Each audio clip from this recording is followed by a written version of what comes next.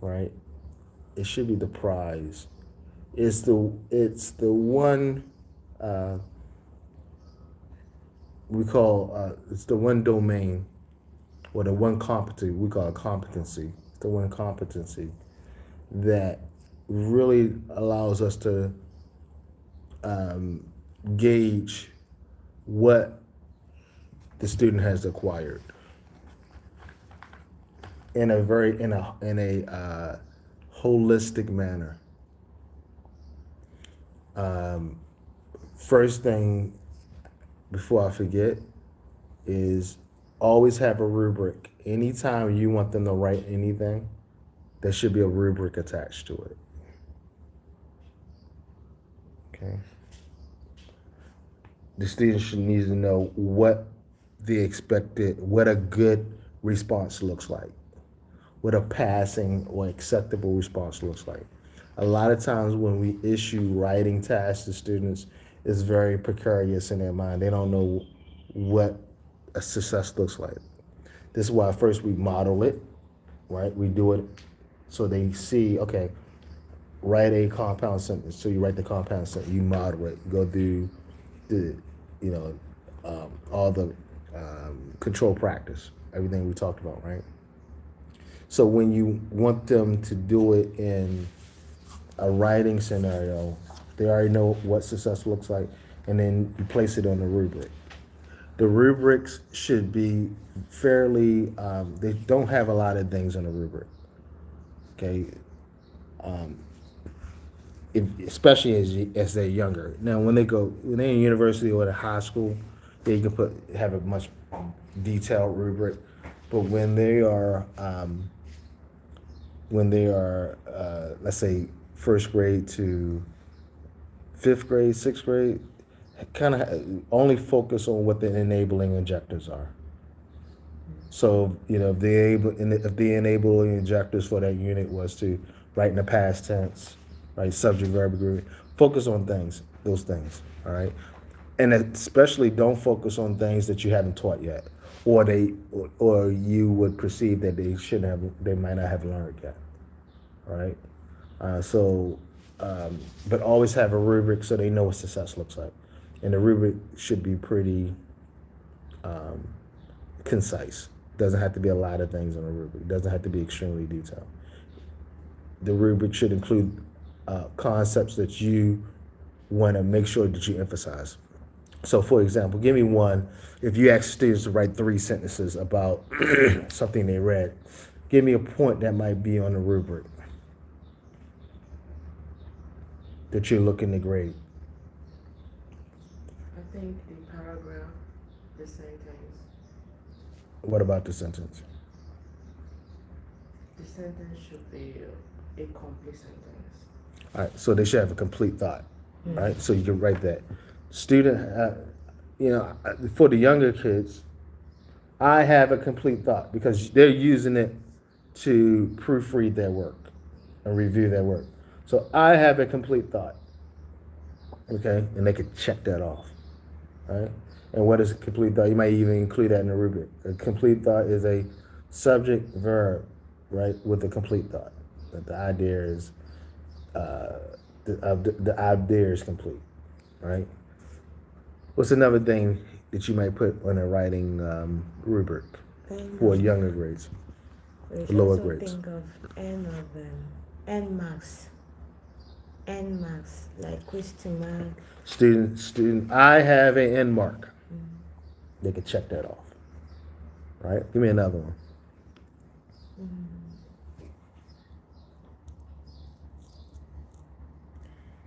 Just essential for lower grades.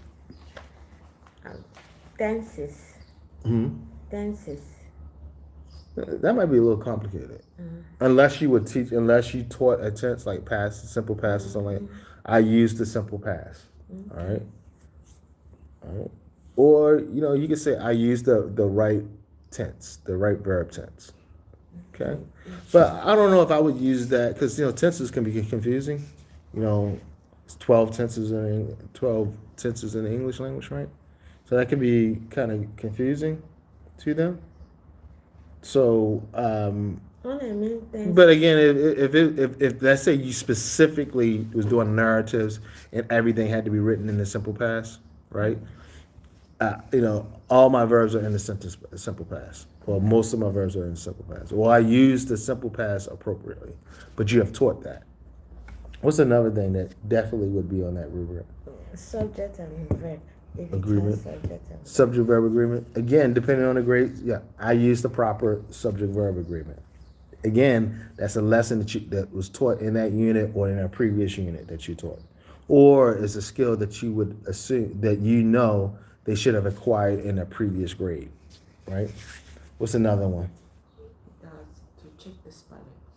I use the correct spelling. I reviewed my spelling. Yeah. Every word in every word in these sentences, every word in the paragraph or every word in the sentences are spelled correctly. Another one. The grammar, What part of grammar?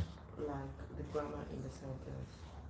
That's kind of that's too broad, right? Because grammar includes lots of things. So point out like the specific grammar point that you're looking for, right?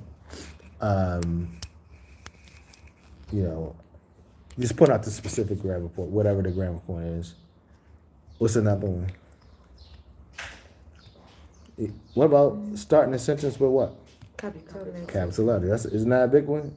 We went them all to start the sentences with a capital letter, right? Speaking of capitalization, all what? All proper nouns are what? Capitalized, right? I capitalize all proper nouns. So again, especially if that's what you were teaching in a previous unit or in the current unit, capitalization of proper nouns, you want to check for that, okay? But you want to give them a rubric, like I said, not a checklist of 100 things, especially when they're young. A checklist of maybe 5 to 10, maybe even less than 10, 5 core core skills that you want them to master, and then show that they're able to what? Apply it in their writing. Capitalizing the first sentence with ending every sentence with the proper end mark, right? Spelling, ensuring that the spelling is correct. Ensuring that every sentence is a complete thought, right? Okay. So remember, rubrics are key. Also know that writing is a thinking activity. Okay. Writing is a thinking activity. Okay. Keep that in mind. So and we said this yesterday, the learners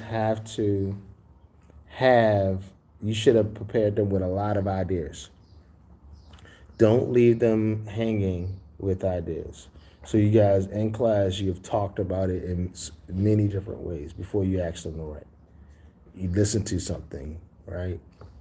You listen to an audio prompt. You watched the video. You read a passage, right? You guys talked about it, all right? For 1 or 2, for 2-3 days. Now you ask them to write. Yeah, they answered questions, right? In the reading, remember they asked the questions, you're gonna front load the questions and then, right? You front load the questions in the listening, right? So they wrote responses in the group individually. So all this is preparing them to write, okay? And they should have enough information to generate a response. Okay. Never ask learners, particularly in class, to write on a code subject that they know nothing about. You should have talked about it and did all these activities about the subject. Okay. And then obviously whatever the theme or the topic or the question is that they're responding to falls within the context of the unit, whatever the theme of the unit is.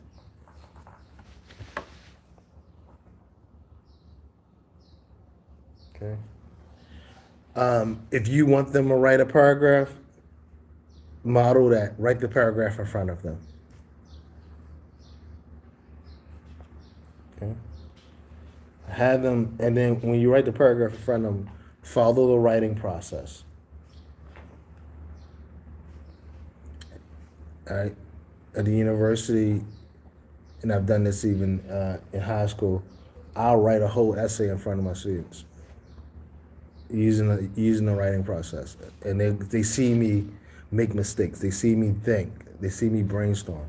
So let's go. Let's use what's the writing process? Let's go over steps. What's the first step in the writing process? Step Is in. a capitalization. In the writing process. I'm talking about the process. Because now label this one writing as thinking. Okay. Label this writing as thinking. All right. Remember, grammar and mechanics are two different things. Grammar and mechanics are two different things, right? Right. The first thing is their ideas, their thinking, their thoughts. That's what is most important. We can always fix the grammar. We can always fix the mechanics. What we can't fix is their thinking. So we help nurture their thinking, right? So label this part thinking, writing as thinking. Writing as thinking. So the first step in the writing process is what? I think you have a thought. Okay, you have your thoughts, but give me more. The learner has to what? Understand what? The contents, the thought, The message. the question that's being posed, right? So first we have to ensure that the learner understands the question that's being posed. What are they writing about? Write about a time when you were unhappy, right? Write a paragraph about a time when you were unhappy. They have to understand that concept of unhappiness first, right? Now, again, they would have done a listening activity, a reading activity, right? They would have did a lot of speaking, right? You control practice. You would have gave them lectures. You would have gave them quicks, right? So they should be armed because you spent 2-3 days talking about unhappiness and the feeling of unhappiness, because that's probably the theme of the unit or the subunit, okay? But the key is to make sure that the question is posed in a way where they understand it and they can consume it, all right? And we do that by following the teacher paradigm, okay? All right, so first they understand the question. You pose the question, they understand it. What's the second thing? After they understand what they have to do with and how to, they understand what is required of them, put it that way. What's the next thing? They were able to brainstorm. Brainstorm, thank you.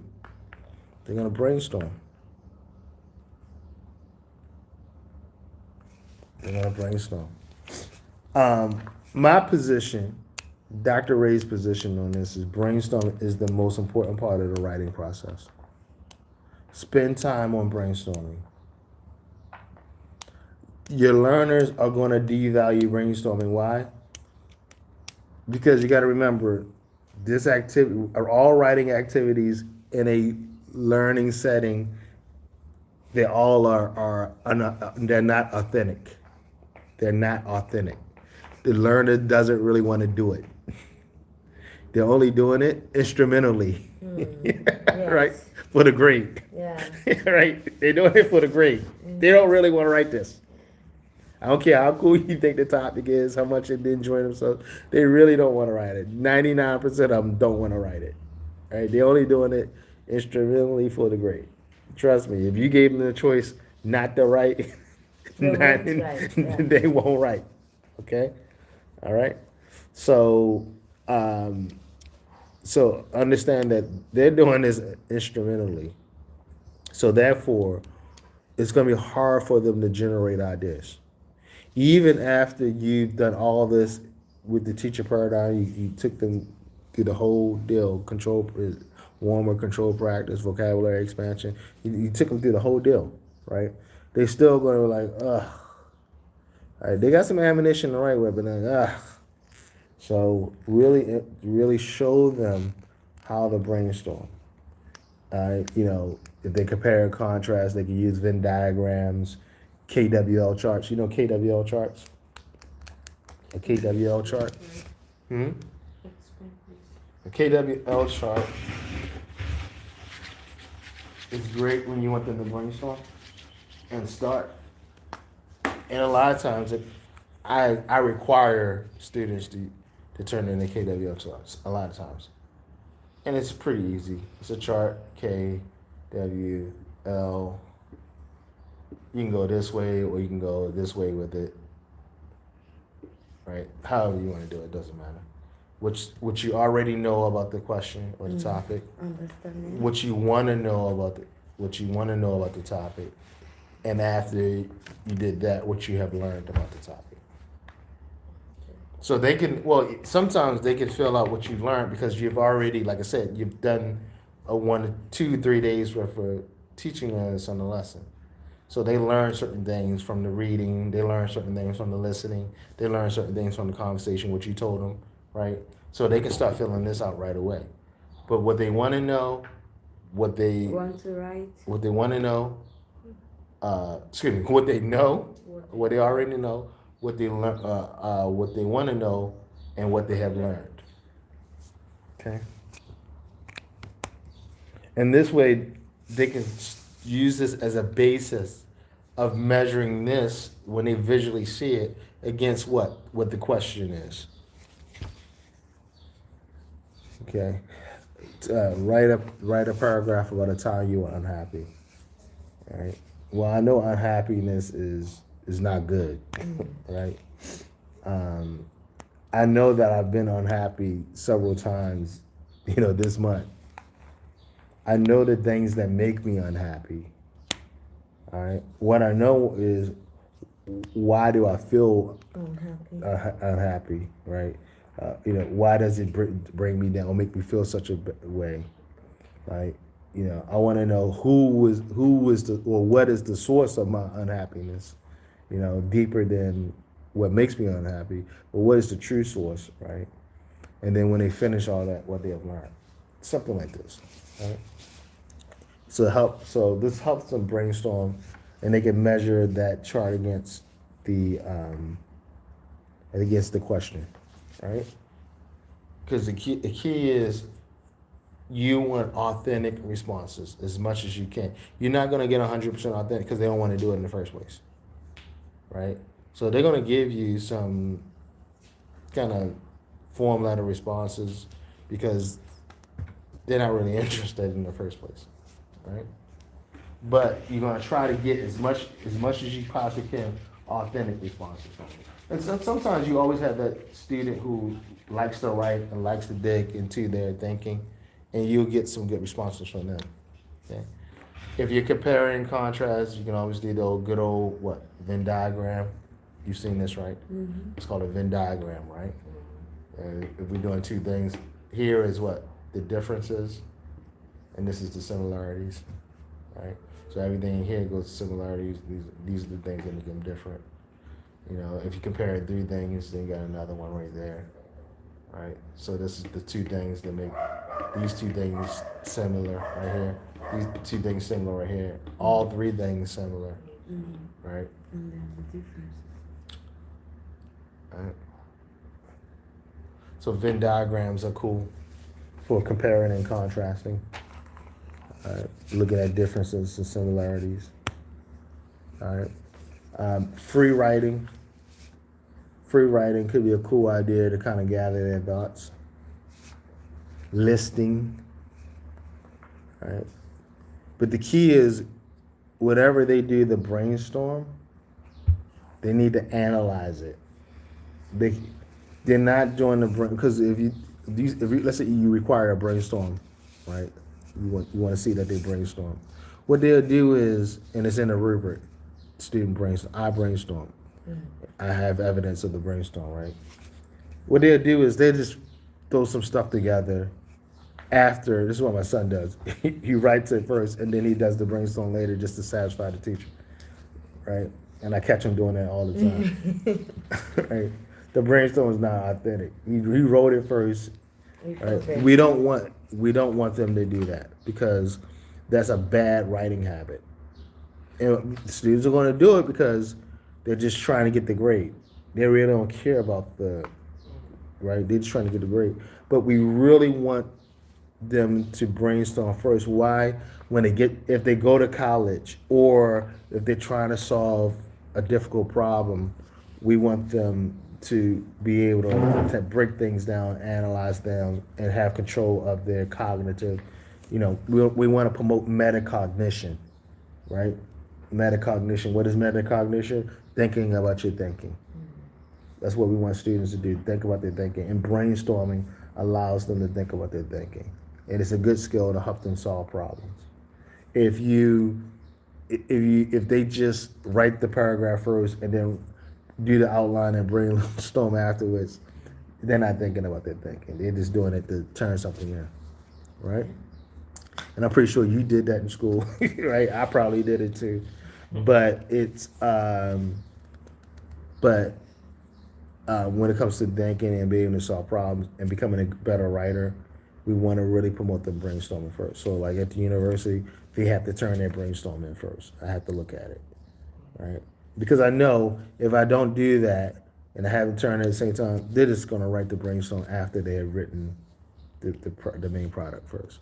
And then the same thing with the first draft, second draft. They're going to write the final draft first, right? Make some stupid mistakes in the final draft to make it look like a first draft, right? So they're going to reverse the writing process, and that the writing process is not meant to be reversed, okay? So spend a good amount of time, as much as you can in your allotted time, on brainstorming. In class, especially in class, so you can monitor that. I'm not a big fan of writing in class, like writing the first draft. I think that should be done at home. But we know the challenges at home too. Somebody else is probably gonna write it for them, right? So that again, that's why I said a couple of days ago that academic plan, that yearly plan, these are all the things you need to think about. Like how many writing opportunities am I going to give them this semester? And am I going to have the allotted time to do it correctly? So in teaching and learning, it's not about quantity, it's about quality. I don't need them to turn in 5 essays that I got to rush through, right? I'd rather them do 1 essay and we go through everything, every part of the writing process, and we spend time on it so they can get it. And instead of just what they call writing as a product, they just turn in the product in for a grade product, and they really don't get anything. In fact, all they do is begin to love to hate writing. Okay, and then if they learn to love to hate writing, they begin to love to hate reading, because reading is the investor of writing. So once they do the brainstorm, then what's next? They draft it. Maybe when they think you're right. No, you're not gonna write your draft next. Once you do your brainstorm, what should happen then? Let's say they're writing a paragraph. Writing a paragraph? They're writing a paragraph, yeah. So now they're writing a paragraph. So after they brainstorm the paragraph, what's next?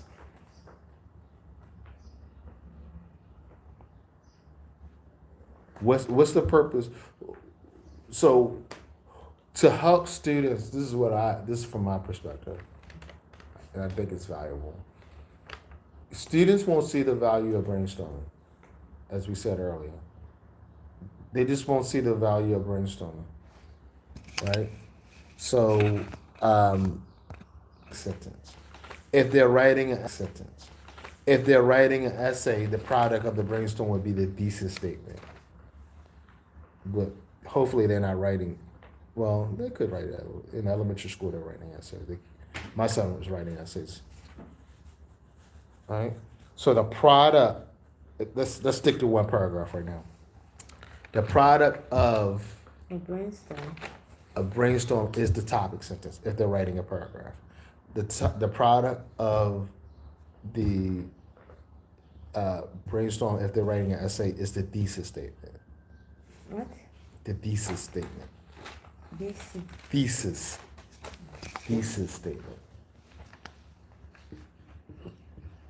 The products of. Okay. It's a topic sentence or thesis statement. Okay. Sorry, the product of what is this? So the product of the brainstorm when they're writing a paragraph is the topic sentence. Mm-hmm. Topic sentence. Mm-hmm. If they're writing an essay, it's going to be the thesis statement. Meaning, they know they're finished brainstorming when they can come up with a good topic sentence. So that's what I'm typically checking. I'm not just checking the brainstorm or whether they brainstorm or not, because that's subjective. What is more objective, I say, okay, show me your topics, show me your brainstorm, and at the bottom of the page, you should have generated a topic sentence. And if that topic sentence looks good and they got a lot of supporting ideas, I tell them to move on to the next step. All right. So what is included in the topic sentence? All right. First and foremost, and a lot of teachers don't do this or don't remind students of this. Every paragraph must have a topic sentence, with the exception of when you're writing an essay. The introduction, the topic sentence will be the thesis. But if you're writing a paragraph, that paragraph must have a topic sentence. So you said number one is what? Mm-hmm. Things that involves in the topic sentence. Yeah. So, topic sentence includes the topic, and two, it includes the controlling idea. Okay? The topic sentence tells the reader what that paragraph is about. The topic sentence cannot be it can neither be too general, nor can it be too specific.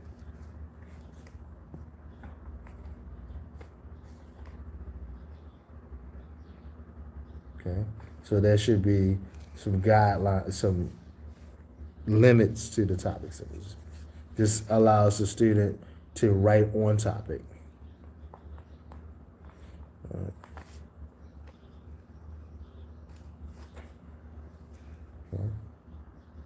So a topic sentence cannot be, water is made up of H2O. That cannot be a topic sentence. Sorry, what did you say? Water is made up of H2O. Okay. That's not a topic sentence. That would be a detail or a supporting fact, right? But you could say that water is the essence of life, right? Mm-hmm. Okay. Water is the topic, is the essence of life, is the controlling idea. So now everything in the paragraph is going to deal with what? Water being essential to how, us needing water, right? Essential to life. It's the essence of life. Okay? So that's an example of a topic sentence. In that paragraph, I'm not talking about coffee. I'm not talking about Coca-Cola. You know what I mean? Unless I'm mentioning that both have water in it, consist of water. But other than that, I'm talking about water in its pure form. Okay? Because if I start talking about Coca-Cola or coffee, what am I doing? I'm breaking unity. All right? That's called breaking unity. All right? So students need to know that. All right? So obviously, if they never had a class, so you have to measure what grade they're in and whether they had a class on topic sentences or not. So that's another part of the learner profile. So when you're thinking of that yearly plan, and let's say you're teaching 7th grade, do I need to spend a day or two talking about topic sentences? Or do they already know what topic sentences are? You have to spend time to talk about it. Maybe you don't. Maybe they already have For mastered it. grade 1. So you have to do what? You have to. That's part of the learner profile.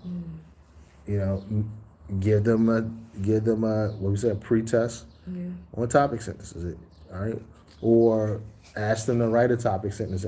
Typically at the beginning of the year. Again, this is something that you would do in that first month of school. Is see, measure, because if you're writing, especially if you're a language arts teacher, you're not doing this as a math teacher. But as a language arts teacher, you're getting a writing sample. So in that writing sample, you're asking them, you can break it down. All right, using the writing process, brainstorm it. Let me see a brainstorm. Let me see a topic sentence from the brainstorm that you generated from the brainstorm, and then let me see an outline, and let me see a paragraph. Can you do that? All right. And if you can measure, based on that, you can measure whether you need to teach that in the lesson. Okay, or in the year. But again, you won't know unless you ask the question. Unless, of course, topic sentences are in the standards for that grade. Because you should, depending on what you're teaching, like British approach or American approach, you get standards. So it might be topic sentence that's already in the standards, which would suggest that you should teach it as a lesson. You should include a lesson. But my point is, don't automatically think that they don't know topic sentences, but find out if they do by utilizing the learner profile, by asking them, by interviewing them, by asking them to write a topic sentence, asking them, giving them a paragraph, and asking them, can they circle or identify the topic sentence. Do something, and this should be well before they start writing, right? So you know what you need to do to support them. All right. If they third grade, especially second grade, start from the second grade. They should be doing some type of writing, small. But by third and fourth grade, they should be writing like essays. All right. First grade, we introducing them to sentences. Second grade, we should be introducing them to kind of like paragraphs. Third grade, paragraph. Fourth grade, they definitely should be sliding into essay writing. Basic 5-paragraph essay, right? So, but we don't know what especially in an environment like this where all of them come from different places. We don't know what the curriculum, what the standards were in these different places, right? And so we don't know if it was even addressed. Because I'm gonna tell you that there are grown adults who write paragraphs without topic sentences. I teach graduate school, right? And I said, well, they write an essay, and not one paragraph has a topic sentence. And then I got to have a conversation with a 30-year-old who's telling me how great of a writer they are, and I got to tell them, dude, where's your topic sentences? This essay is not very coherent, not very well organized because you don't have topic sentences. It's difficult. Nobody told, and then they'll tell you, nobody told me. I never learned about topic sentences. What? Some of them they learn, but they forgot. Or they learned and forgot. Or nobody. Listen, somebody might have never. They could possibly went and nobody ever told them about topic sentences. It could have happened. People just tell them to write a paragraph, write an essay. And then what happens, because they weren't taught properly, they end up copying word for word and paraphrasing, and and the teacher, kind of happy that they actually did the work and never really dig into it. Okay. All right. So so they got a topic sentence down. After the topic sentence, what they're gonna do? After you got to brainstorm with a topic sentence, what's next? The review. Remember, they only wrote the brainstorming topic sentence. So what are they gonna do now? I think they'll write. They'll start writing. They're gonna outline. They're gonna outline their thoughts. Okay. So outlining is next. What's the value of outlining? Outlining allows them to get order, so they have logic in their paragraph. So they're so the way that I normally approach outline, I tell students, how are you going to prove your topic sentence, your controlling idea? What strategy, what order are you going to place concepts in, right? And typically what they want to do in a paragraph is break, it depends on what the purpose of the paragraph is too. You don't necessarily have to do this in a narrative, but if this is in a more like where they're explaining something, or they are defending a controlling idea, then they want to have main points. So look in your brainstorm. So in essence, what happens is a lot of times they have to brainstorm again to outline properly. But look in your brainstorm, and can you select 3 points, or 2 main points, or 4 main points? Typically, we say 3 main points that support your topic sentence, right? So they would have a topic sentence.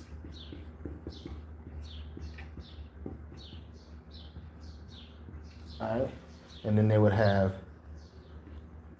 A, B, and C. All right, this is main point 1, main point 2, and main point 3. All right, you can have more main points, you can have less, but typically when you're teaching how to write a paragraph, 3 is kind of the good number. So you say, look in your brainstorm, or go back and re-brainstorm, where you get 3 main points that support your topic sentence. Okay? And then, can you think about, look in your brainstorm or re-brainstorm to think about supporting details.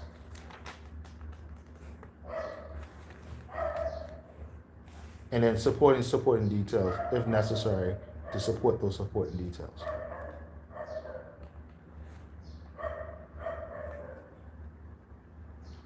Right? So this is how it's visualized. Typically, we visualize the outline like this. And this is only for a paragraph, right? Mm-hmm. So the paragraph has a topic sentence. So how many sentences would be in this paragraph based on this? 1, 2, 3, 4, 5, 6, 7, 8, 9, 10.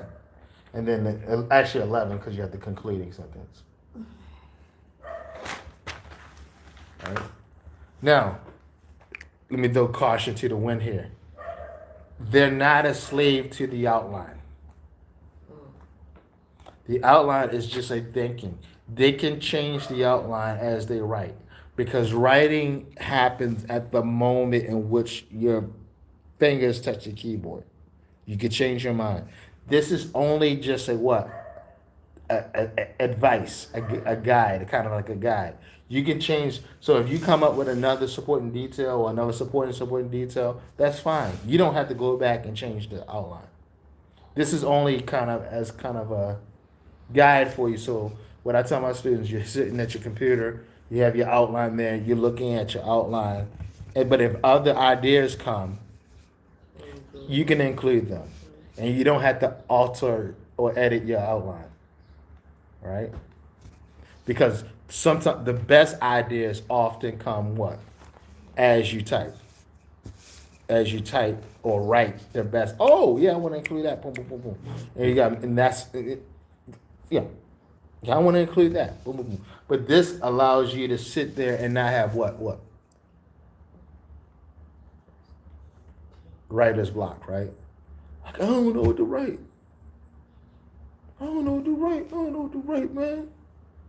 I'm never unhappy. I'm never sad. I don't know what you're talking about. Right? So you get the students sitting at their desk like this. I think sometimes it's the spelling challenge. Spelling? Yeah. Yeah, but see, what you want to teach them in writing, don't worry about spelling. You just want to get ideas on the paper. Spelling is something we deal with later. All right? We want, this is why we use the writing process. We're not worried about spelling right now. Right now, I'm worried about ideas. right? I'm worried about ideas right now. I'm care less about spelling, right? So this organizes my ideas, so I get there and write. So when I write my first draft, I'm not worried about spelling, as long as I know what I mean, right? Because that's another part of the process, right? What I'm most concerned with right now is ideas. Do I have ideas that support my what topics? Topic sentence. Are they logical, right? Are they reasonable? Do they make sense? Do they compel my reader to believe me? Right? Do they compel my reader to believe me? Okay. So that's the outline. The outline is just a consultant. Look at it as a consultant to help with the strategy of the idea placement in the paragraph or the essay. Okay. What's after the outline? The main writing. Which is we call what? Writing. Essay, Drafting. draft. Okay. So from the outline, they should be able to write a first draft. The first draft, everyone's first draft is always not the greatest. Even if you're a very good writer, you always want to change your draft. Okay. Now, in the world of technology, in the world of computers, which we've been in the computer world for very well a long time now, what I do, and one of the things you might want to suggest to them to make their life easier, especially in the future, not a big deal in the third grade, but if they take this one as a routine, It's not good. it'll be good. What I do is I teach them, and I'll show them on the computer. If they're using the computer, first when they get into the Word document, save it right away. Or before they type anything, save the document. Save it as whatever the lesson is. Things that made me happy. Dr. Roberts class. And then I put the date, 3/15/2026. All right? Sometimes if I'm like really it's a long work, I'll even put the time. 1 p.m. Right? And then I write my first draft. Right? Once I'm finished my first draft, all right, and then I'm moving on to my second draft, what I'll do is save as. All right? Whatever you save, it pops up, then I change the time. 2 p.m., 5 p.m., whatever the time is. Or new date, 3/16/2026, whatever the new date is, right? Because it might not happen the same day. And then I make changes to it. And then I save it again. Right? When I leave my computer, I save it again. This will be my third draft. Boom, boom, boom. You see what I'm doing? So every time I finish a draft, I automatically do a save as. I'll have it in a folder. So what happens is, for that one assignment, now I have 5 drafts, 7 drafts. So when the teacher asks to see my drafts, bada bing, bada boom, here you go. Now, drafting. How many drafts should your student have? Around 10. 10? So it's not so much. There's no number. Oh, okay. All right. What you want to do, encourage in the learner is the draft is as much as possible. Those drafts are drafting for ideas, not for spelling, not for sentence structure. You're drafting for ideas only, including ideas, taking ideas out, changing ideas around, right? You're only drafting for ideas only. Adding ideas, right? That's all you're doing. You're drafting for ideas. Okay? We call this revising. Right? So after the first draft, the second, third, fourth, fifth, these are revising drafts. And they're only for ideas. Don't have the student's not worried about spelling right now. He's not worried about grammar right now. He's not worried about sentence structure right now. He just wants to get ideas on paper, right? In a structured way. Okay? Once the learner is happy with their ideas, right? Then the next draft is the what? Editing draft. What do you say? Editing. Editing draft. Here now they're editing for what? Mistakes. Tenses. Tenses, grammar, whatever. Now, in the world of computers, this is a little wow because if you have Grammarly like I do, Grammarly is constantly editing for you. So you can kind of edit as you go along if you have the software. But some people don't have the software. But let's just deal with it on a basic level, whether they have the software or not. They're not worrying about spelling. Yeah, if you have the software and Grammarly says, or whatever software you use says you spelled it wrong, yeah, go ahead and click that you spelled it correct. Now, let me say this. This is for upper level. This is for this is like high level. But you should know this as teachers. Nowadays, in 2026, if you use a software like Grammarly or whatever, remember it's AI, right? So the trick is when it comes up with the suggestion, don't click the suggestion. Change it manually yourself. Okay. Because if you click the suggestion, what's going to happen is when you turn the paper in, it's going to say AI wrote the paper, Oh. even though you wrote it. Wow. Because you're accepting What the Okay. suggestions. You know, because sometimes AI will say, write it like this. You know, Grammarly will say, this is a better way of saying it, right? You say, yeah, it is a better way of saying it. If you're not, that's not cheating, by the way, because if you had Dr. Ray next to you, it would be fine. But for some apparent reason, they're trying to catch, well, not for some apparent reason, they're trying to catch people cheating, right? Using AI. But if you use a program like Grammarly, be careful. If you want this suggestion, just manually type it out yourself and then press dismiss. I'm not accepting it.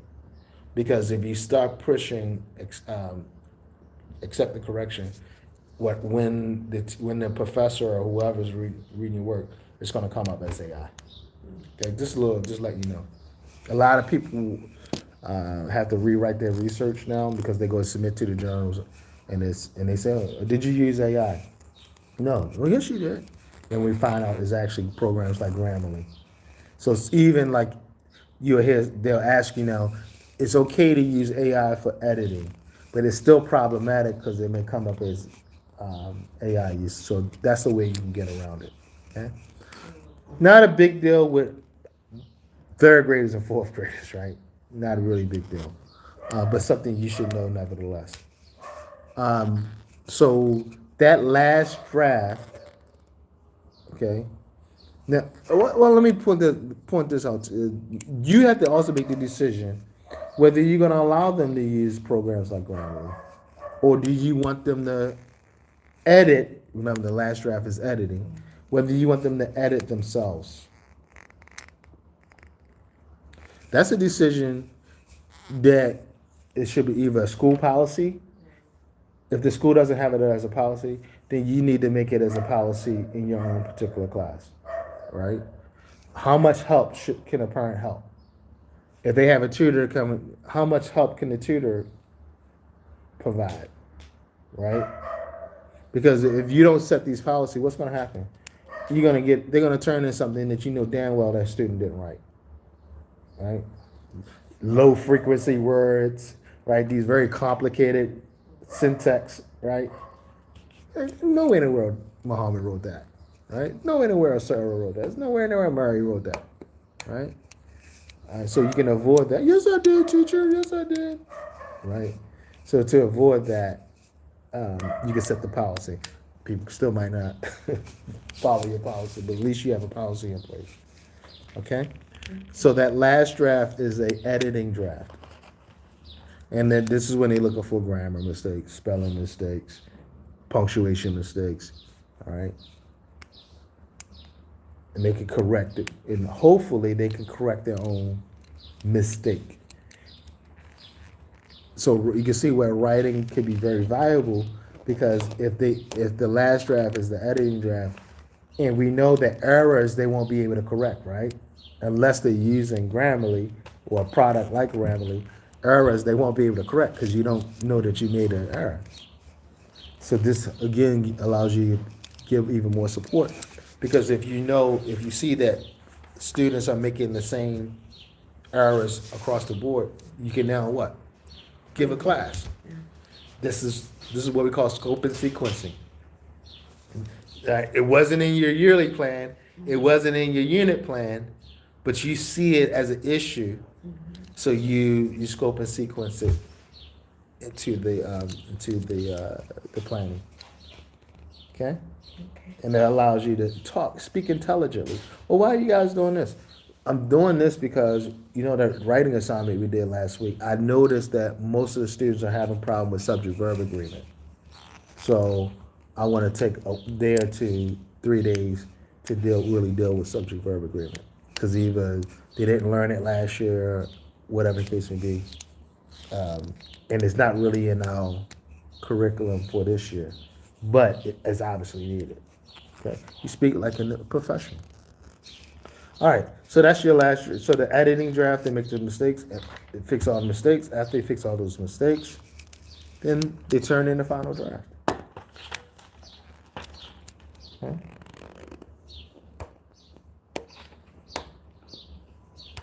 All right, that's the final draft, but the writing process is not over for you as a teacher, as an educator, because you're going to grade it, right? And then you may ask them to rewrite based on your comments, based on, even if they turn in a really good paper, you may ask them to rewrite it from a different perspective. So rewrites, all right? Rewrites are important. All books, most books you read, they have the second edition, the third edition, the fourth edition. Why? The author rewrote it. They didn't like certain things. They changed their minds about certain things, right? They saw that there was a problem with something, right? So rewrite. So we want to promote rewriting. Teacher, I thought it was finished. You got me rewrite that. Yeah, I want you to rewrite now. You give them a grade for the rewrite too. Okay. And then publishing. This is so rewrite and publishing is what most schools don't do, most teachers don't do because they simply don't have time or they don't know they should do it. But again, as I said before, if you're going to do something with them, go all out. All right, it's much better to give them one writing assignment, maybe that semester, but it's meaningful and they learn a lot and they get to publish it. Publish it where? You can do a Facebook post, a Facebook blog or whatever. Mm-hmm. And then you can invite all the parents to go onto the blog. All right? If your school has a social media policy, some schools have a social media policy. You can post the work in the classroom. Mm-hmm. You can post the work in the hallways, right? And then they can do a gallery walk, right, where they read each other's work. Learners love to see their work at the board or published. They love it.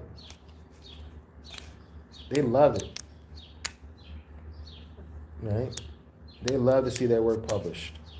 You can have them take their work and turn it into a PowerPoint slide. And then you can publish it somewhere.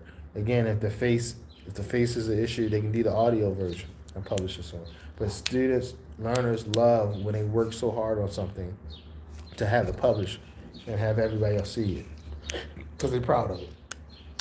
Okay.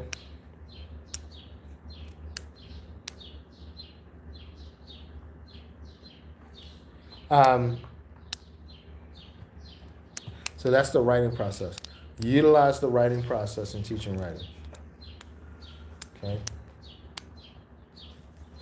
Utilize the writing process in teaching writing. I'm telling you, utilize the writing process. Okay. From brainstorming to publishing. Outline. Yeah, brainstorm. Outline. Graph. Drafting. Revising. Editing. Well, revising is a part of the drafting, right? Okay. Revising and editing is a part of the drafting. And then what? Rewrite and publish. Right? And again, I don't put so much effort on the rewriting and publish. That should be more of a celebration thing. Celebrating their work, rewriting. Oh, it's so amazing. I want to see you just try to write from a different perspective. All right? Remember, writing is a higher order skill. All right? Again, discussions had to take place beforehand. All those things in the learning paradigm, right? Warmer, context and modeling, controlled practice, vocabulary expansion, teaching listening, teaching reading, integrating speaking in both of those things, well, in all of those things, integrating speaking, preparing them, everything that we do is preparing them to write. So they should be personally involved. They talk to one another about it. They generated ideas. You've given a vocabulary through the listening activity to have quicks, right? Through the reading, that's the vocabulary they can use. You can even put in your rubric, what? Use at least 5 words from the quicks or 10 words from your, and then, do you guys do word walls in your school? Work words. A word wall? Yeah, sometimes you just write. So we have a good strategy, especially even in math, because you got words that you use in math: addition, subtraction, multiply, reduce, fractions, right? Some. Right? Sum. These walls, these are what we call your word wall, and you change them up based on the unit, right? So when you do all your quicks, go on the word wall, right? So they see it is visual, and so when they have to write, you can tell them you have to use at least 10 of the quicks or 5 of the quicks in your paragraph. Right? This gives them lexis. This helps them build ideas and concepts. Right? Again, lexis is word chunks, so phrases. All right. Also, when you're teaching writing, they don't need to know this, but you need to know this from an educator's perspective. What help builds. I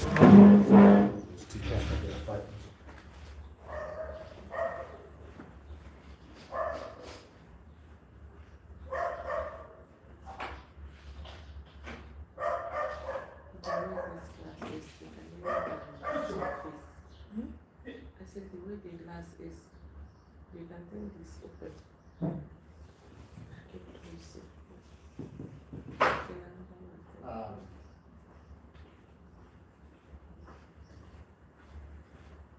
Is some ideas, there's some things that you need to know to help develop their writing. Is we know context, right? Context is key. Context is the situation the learners understand, the students understand, right? Codetext. Codetext. Codetext. You guys ready? Can begin to use that codetext in their writing and even in their speaking. Right? They can practice it. That's why we do controlled practice. Right? They can use it in their language and their speaking because they know what words what words help create context. Okay? And the best way to do it is what? Reading and listening. Listen to a native speaker. If I was learning your language, I would do that. I would just listen. And then I would try to mimic how you set up certain context through the code text that you use. Okay? So when you're giving them feedback, because one of the things you're going to always do when you give a writing assignment, you always want to give feedback. And this is another good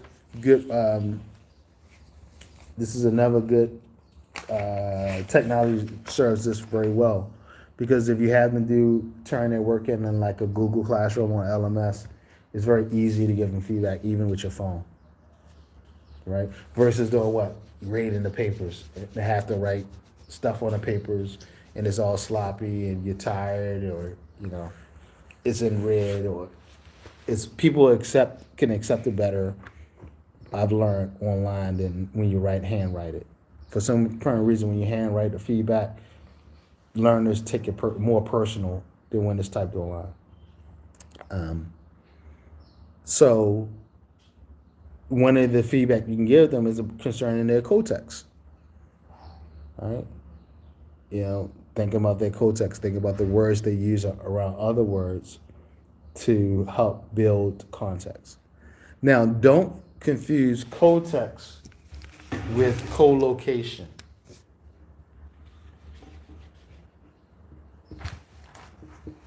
See a codex?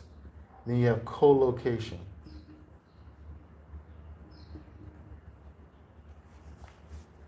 Collocation is the words that are typically or always around other words that builds context and creates meaning. They're always around other words.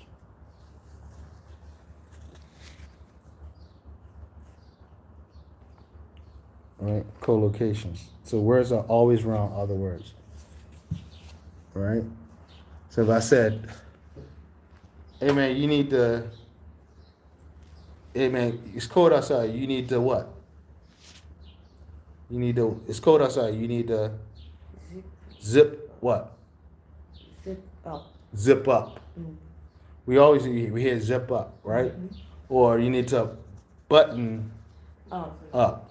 So button up and zip up would be collocations, because these are words that we use all the time. It's different than a codex. Codex doesn't need to be used all the time, right? Codex are just words to create meaning.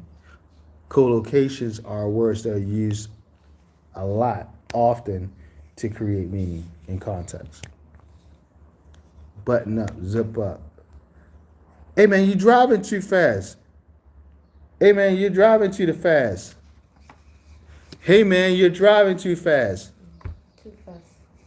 Hey man, you're driving too fast. Correlation. Context. No. Hey man, you're driving too fast. What's normally the person would say next? Hey man, you're driving too fast. The loud person. No. I'm driving, right? Okay. And I'm driving really fast. We got that. Dr. Ray, you're driving too fast. What you gonna say next is what? Slow down. Slow down. Slow down would be a collocation. Right? Right? We don't say decrease. You're probably not gonna say decrease your speed. Right? Reduce your speed. Maybe in some cultures you might say reduce your speed. Maybe in some cultures you might say reduce your speed. In American cultures, slow down. How's wrong with you, man? Slow down. Right? An example of collocation. Collocations. Many of them. And they don't have to be 2 words. They can be 3 or 4 words. Give me a break. These expressions, right?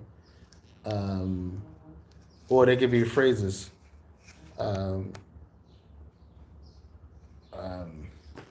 Sit down. Sit down. All right. So collocations are again, we use them. They become a part of the Lexis word chunks that we expect. They become word chunks that we expect. Collocations. Okay. So collocation, code text. These all help out with and support. They're all Subway, Papa John's, Domino's Pizza. They're all forms of Correlation. fast food. Fast food is a collocation. Right? You don't say, this is a restaurant where I get my food quickly. Right? You say fast food. These are collocations. Okay? Now, for a native speaker, they know these collocations well. Even when they're young, they know the collocations, right? For a non-native speaker, they're not going to know the collocations. All right? Do you need to put co-locations as quicks? No. Co-locations, they will hear it naturally over and over again. That's why you want to just give, that's why you want to teach reading. You want to teach speaking. Not speaking, but teach listening. Because they will hear these co-locations over and over again in different scenarios and situations. All right, they're going to hear them over and over again, and they remember Chomsky. Their brains will say, "Oh, this is a part of grammaring," right? We call what Diane Lawson Freeman calls grammaring. Okay, so you don't have to teach. My point is, you don't have to teach co-locations. They will do hearing it over and over again. They'll get it.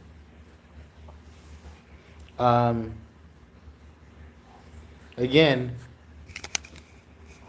just like reading, I'm not the biggest fan of writing in class for many reasons, but they should definitely brainstorm in class.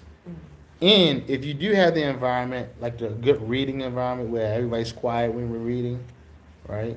And everybody's quiet when we're writing, they can write in class. It's just typically that's not happening because everybody's not going to be on the same gear. Some people will have writing block, they don't, and they want to talk and they got questions for the teacher. I just don't think writing in class is the best. But when they are writing, if you can get them to write in class, make sure you have your desk on that day. Have your desk or have a desk out for you. 2 desks, one right here, one right here. Chair facing your chair facing this way, their chair facing that way, and or depending on the culture or whatever, they can sit right next to you. And one by one, they come sit next to you, and you guys go. You can go over their work, their brainstorm, their drafting, their drafts, right? And it keeps everybody focused too. The problem is you gotta whisper. You gotta whisper because you don't want to be loud because they're writing. So you gotta go. So you might want to develop this idea a little bit more. You have some really good main points, but you didn't develop the supporting details, right? So some of the ideas are not clear. Make sure you tell the story, right? Tell the complete story, right? So, I gotta make sure when I do this that I'm not too loud, the student's not too loud, because the other students should be writing.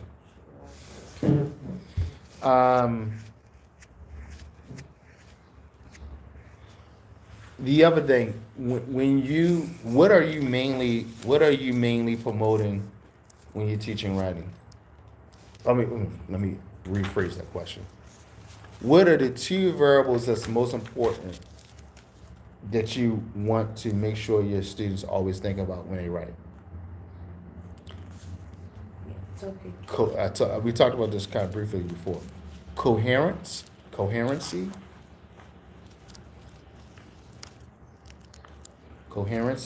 and cohesion.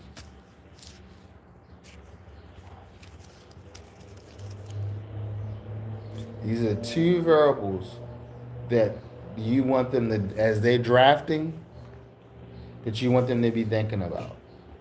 So as they're writing their first draft, second draft, third draft, you want to be thinking about coherency and cohesion. Not spelling, all right, not anything else. Coherency and cohesion. Coherency is what? Making sure their writing is what? We said it yesterday. Understandable. Okay? Coherency is making sure they're right. That's the number one thing. Because what I always tell my students is, when somebody's writing your work, 9 times out of 10, you're not sitting there next to them to answer their questions, their clarifying questions. Right? You're not sitting next to them to answer the clarifying questions.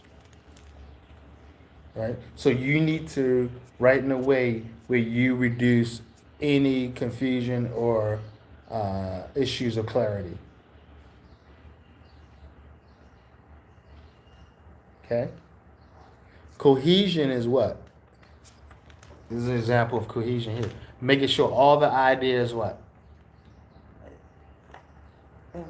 Connect. Connect. Because if all the ideas connect, it's going to be more understandable. Everything supports coherency.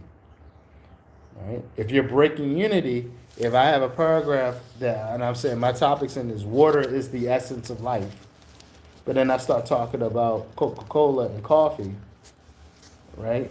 Then I'm confusing my reader. I'm making it less understandable because I broke unity. I broke the cohesion. So if this paragraph is about water, I'm going to talk about water the whole time. Okay? If I want to talk about coffee, I'll create another paragraph to talk about coffee. Okay? So that's the two things that you want. How do we build coherency and cohesion? By promoting, by reading, speaking. Okay? Reading and speaking. Getting them speaking. All right? When you go to when you're speaking and you're having exchanges with students, ask them clarifying questions about coherency that builds their understanding. So you ask clarifying questions. What do you mean by that? Who said that? Why did they say that? Right? These are all questions that help them build clarity in their speaking. Okay? Clarity leads to coherency, making sure that writing is understandable. So you can build that by asking clarifying questions when they speak. Okay.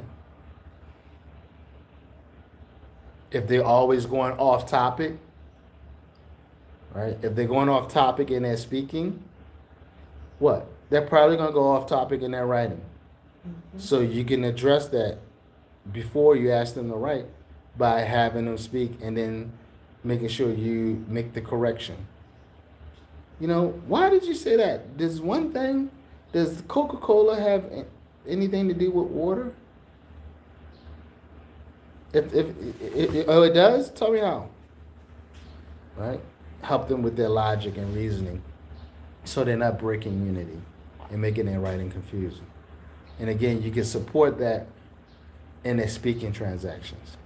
Because if they do it in their speaking, they're going to probably do it in their writing. Okay?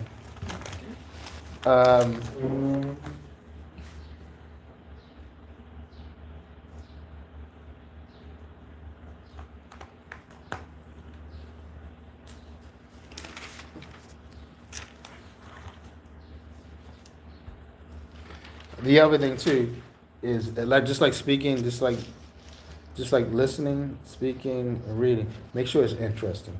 Okay. All right. Remember, they still have amygdalas. They got RESs. What's in it for me? Make sure it's interesting. Mm-hmm. Right. And keep in mind, writing is hard.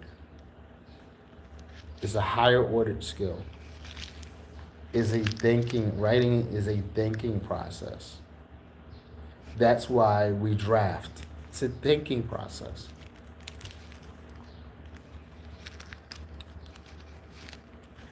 If you teach higher grades and they're writing essays, make sure you give them enough time to do the essay. This is a thinking process. So they can go back and make sure they are drafting enough. If you don't give learners enough time to go through the writing process, then you're asking them to cheat. You're asking them to plagiarize. You're just asking them. Give them enough time to think about the work and then make sure that you're walking them through it. You're not just saying, hey, look, this essay is due in 2 weeks. Get it done. No. I want to see the brainstorm. And in your brainstorm, I want to see what? A topic sentence or a thesis statement. If it's an essay, a thesis statement. All right, now I want to see the outline. You can't move on to the next step until what? I approve it.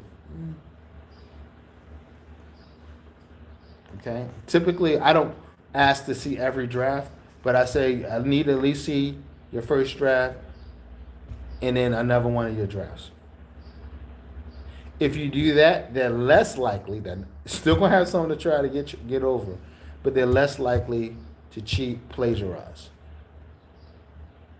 okay, or use AI.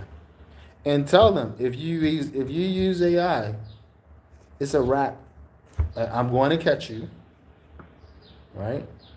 And how am I going to catch you? I'm just going to catch you. Don't worry about it. What you're going to do is you're going to pull them to the side and question them on, all right, what do you mean by this? And they're not going to be able to respond because they don't know what they don't know. They probably didn't even read the damn thing. Recording, right? But if if you're having them turn in every step, then less likely they're gonna probably cheat because they know they're looking at every step. Okay. Is it hard to do? Is it time consuming? It is hard. It is time consuming. It's draining on the teacher. I'm telling you. That's why don't give a lot of writing assignments. And when you do, go all in. You don't need to give them 5 essays in one semester. One essay a semester is perfectly fine, but take the time to go through all those steps and be very thorough with them. They learn a lot more out of the experience, and then you just have them write as a product, turn in an essay, they turn in a bunch of nonsense. By the time the second, you have them do 3 a semester, 4 a semester, you're gonna be tired. Then you're gonna say, yeah, this is good, yeah. You just gonna mark anything. Yeah, this is great. Then that's a waste of time. You waste your time, you waste the student's time because you didn't really look at their paper, right? Writing is hard. Writing is a thinking process. A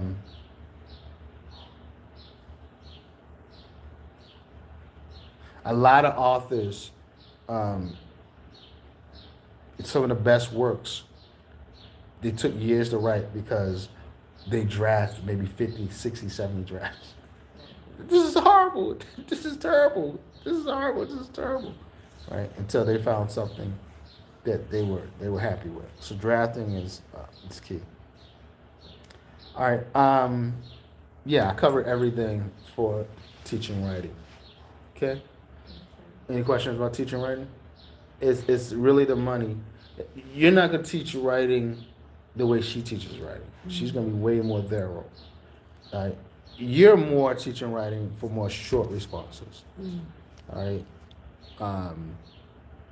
Like if you give them a word problem, instead of just producing the answer, right? Having them explain how they came up with the answer in writing. Okay. And if anybody challenges you, you say every teacher is a writing teacher. That math is not in isolation, because if they become an engineer one day, if they become whatever they become, they're gonna still have to write their results down in a journal. And if they don't know how to write, they're gonna have a big problem, because then they probably won't be able to communicate verbally either on what this great thing they established. So I'm having them write because that's a core competency. We call them core competency. That's a core competency. Math is not in isolation. The reason why kids always say, you ever notice kids always say, I like math, even though they suck at math? Because they know with math they don't have to write.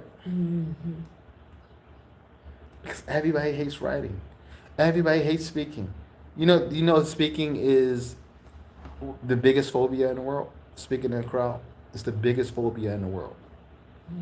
People do not like to speak in crowds. They don't like to do it. They like to go to the club and with their hair done and have everybody see them. But people do not like to speak in crowds. It's the biggest phobia in the world. That's why a lot of people admire somebody who can stand up and perform or speak in a large group. Oh, you want to do it? You vote for you. He's willing to stand up. Vote for him. All right? All right. That is teaching writing. Okay? So you guys got teaching, listening, teaching, speaking, teaching, reading, teaching, writing. All right. They're the core competencies. All right? They're the core domains. Okay? All right, let's take a 10-minute break, and we'll go over the test. Again, we're not giving you the test. I just want to go over the answers